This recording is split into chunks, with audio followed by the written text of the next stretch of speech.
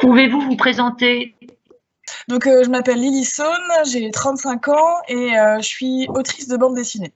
Est-ce que tu peux nous parler de la campagne à laquelle tu as participé avec Prune avec le CIDFF? Alors, en fait, c'est le CIDFF, PACA qui est venu me chercher et qui m'a présenté cette campagne et cette volonté, en fait, de parler des violences amoureuse chez les 18-25 ans sur les réseaux sociaux. Et donc ensemble, on a construit cette campagne digitale et on s'est demandé où est-ce que justement les 18-25 ans étaient. On s'est dit qu'ils étaient sur les réseaux sociaux et qu'on allait construire une campagne justement qui allait se dessiner là-dessus en fait. Et pourquoi cette campagne en fait?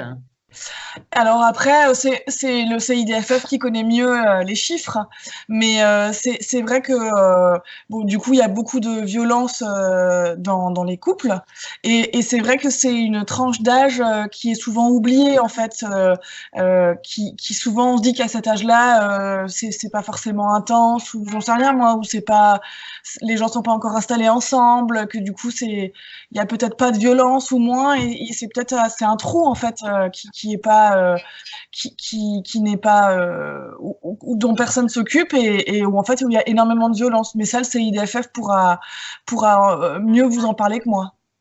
Alors, quel a été l'intérêt d'utiliser les réseaux sociaux justement?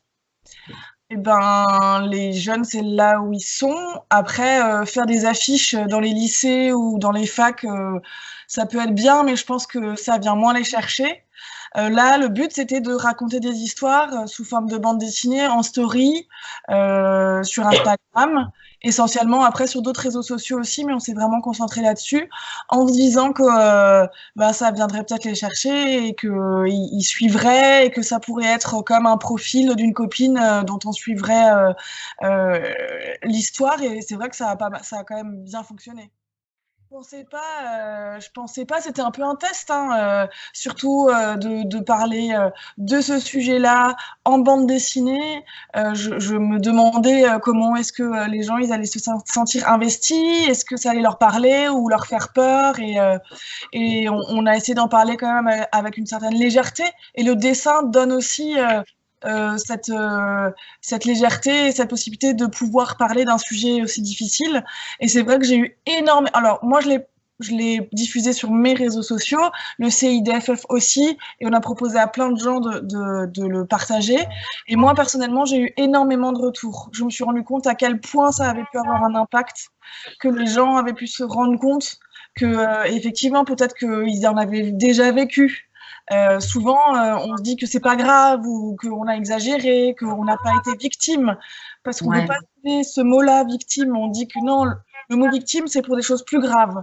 Et j'ai vraiment eu énormément de retours. Ça m'a surprise et je me suis rendu compte que quel impact pouvait avoir ce genre de campagne. Et comme retour, par exemple, dans un détail plus particulier, qu'est-ce que tu as eu, quelque chose qui t'a marqué, par exemple? Alors là, du coup, c'est pas moi personnellement, mais je sais que sur le site Mademoiselle, dans un premier temps, ils ont partagé les petites histoires, et dans un second temps, ils ont fait un article sur une jeune femme qui raconte l'impact qu'a eu la campagne sur son couple et comment elle s'est rendue compte qu'il y avait de la violence dans son couple et comment elle voulait, avec son conjoint, sortir de cette violence-là pour améliorer leur relation. Et j'ai trouvé que c'était extrêmement intéressant et puissant. Moi, j'ai l'habitude de parler de sujets difficiles dans mon travail. J'ai parlé du cancer du sein, j'ai parlé du tabou autour de l'anatomie féminine. Donc, j'ai l'habitude de parler de sujets pas évidents et c'est un petit peu un défi pour moi et je m'en rends vraiment compte que ça s'accorde vraiment bien. Alors, d'une manière personnelle, qu'est-ce que toi tu en as retiré d'une manière plus globale au niveau de cette campagne et de cette expérience? Alors après, ça vient dans une vision plus générale. C'est vrai que avant, je ne me rendais pas compte de tout ça, de l'inégalité homme-femme, de la violence envers les femmes. Et j'étais un peu confite dans un statut un peu privilégié. Et en fait, tout d'un coup, j'ai ouvert les yeux. Et surtout sur les inégalités. Et c'est vrai que ce travail avec le CIDFF m'a fait rendre compte à quel point les violences envers les femmes étaient extrêmement présentes et m'a fait ôter encore plus mes œillères sur ce sujet-là. Donc maintenant, je vois partout, je suis consciente et j'essaye le plus possible à l'échelle de lutter contre. Alors, est-ce que tu penses que les réseaux sociaux sont un nouvel espace d'expression? Ah, complètement. Mais dans les deux sens, d'un côté négatif et dans un côté positif. Par exemple, je trouve que Instagram, au niveau des communautés féministes ou de plein de communautés hyper bienveillantes, c'est très intéressant. Je trouve qu'il y a beaucoup de bienveillance. Après, on entend aussi beaucoup parler du cyberharcèlement, on a entendu parler des boys clubs, on a entendu parler de beaucoup de choses où ça peut aussi être très négatif et très violent aussi quand il y a du harcèlement qui se met en place. Donc, mais n'empêche que moi, je me renseigne beaucoup via les réseaux sociaux, surtout sur Instagram, sur plein de communautés qui sont hyper innovantes et qui essayent de faire avancer les choses et je trouve ça génial. D'après toi, quelles sont les limites des réseaux sociaux, justement? Alors, les limites, c'est la violence aussi qu'il peut y avoir là-dessus.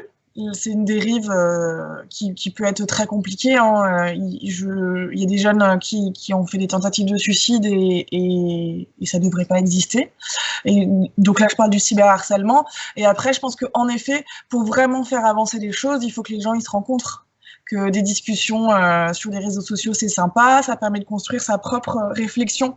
Mais si on veut vraiment je sais pas moi, faire des actions ou je sais pas, avoir une action auprès du gouvernement ou faire des manifestations où il faut se rencontrer dans la vraie vie. Mais je pense que c'est un premier pas vers une réflexion personnelle et ça, tout ce qu'il y a sur les réseaux sociaux peut vraiment nourrir nos intérêts, notre volonté d'évoluer.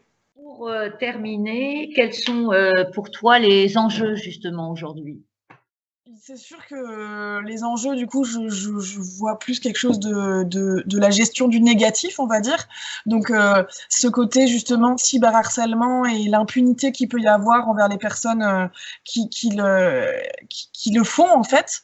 Puisqu'il y a un gros problème, c'est que les gens qui ont des comportements de harceleurs sur les réseaux sociaux sont anonymes.